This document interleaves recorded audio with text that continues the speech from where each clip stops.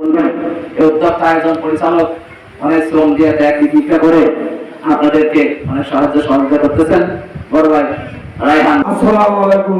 আপনারা সবাই ভালো আছেন তো? আলহামদুলিল্লাহ। আমি আপনাদের গ্রামের সন্তান, কেউ ভাই, কেউ ভাইটা, কেউ ভাইটা।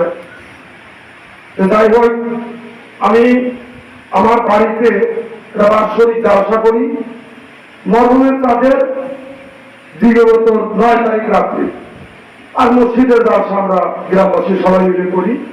এই জালসাটা আমাদের ইমাম সাহেব আমাকে বলে যে এই 12 রবিউল মাস আমার যে নবীকে সৃষ্টি না করলে পৃথিবীর কোনো কিছু সৃষ্টি হইতো না, সেই নবী জন্ম এবং মৃত্যু।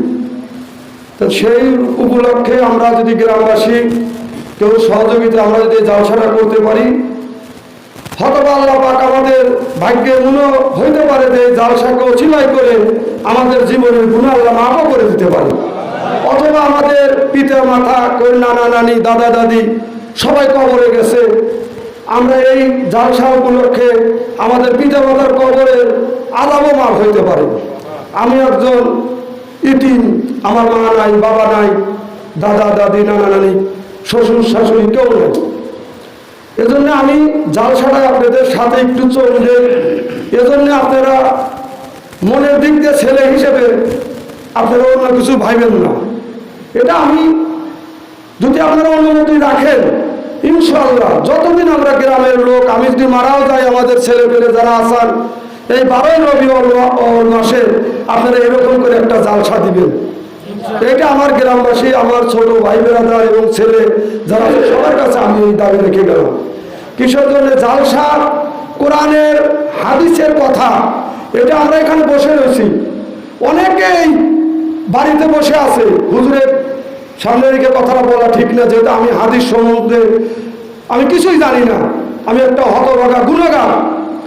আল্লাহ যাকে এখানে মনোনীত করছে সেই কিন্তু এখানে আসতে পারছে, হুজুর যাকে মনোনীত করে নাই সে কিন্তু এখানে আসতে পারবে না। ও হতভাগা বাড়িতে থেকে বলবো হুজুর কি বলতেছে আমি শুনতেছি, ও পোড়া কপাল, তুমি পোড়া কপাল নিয়ে থাকো, তুমি থাকো, যতই তুমি বাড়িতে বসে থাকো। আর এই যে ভেস্তের বাগান, এটা আমার কথা না, হুজুর আমার হাফেজ সাহেব আছে, এটা ভেস্তের বাগান, এটাকে কেউ অস্বীকার করলে আমার মনে হয় ইমান থাকবে না। কোরআন ও হাদিসের জালসা এটা ভেস্তের বাগান। অনেকেই এটা আমরা হুজুর কি বলতেছে আমরা জানি, হুজুর কি জানে, এটা জানে, সেটা জানে, অনেক কথা বলে।